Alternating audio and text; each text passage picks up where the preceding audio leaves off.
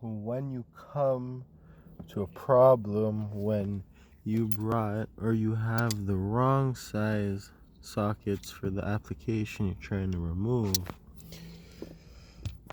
hopefully when in doubt you have your handy dandy power tool, good old drill.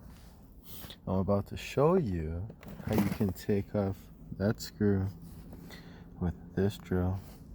No problem.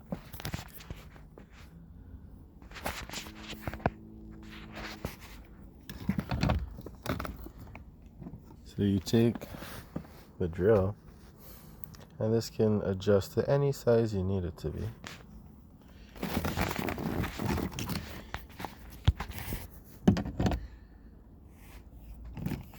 You take it, you adjust it to the tightness of the bolt, put it in reverse,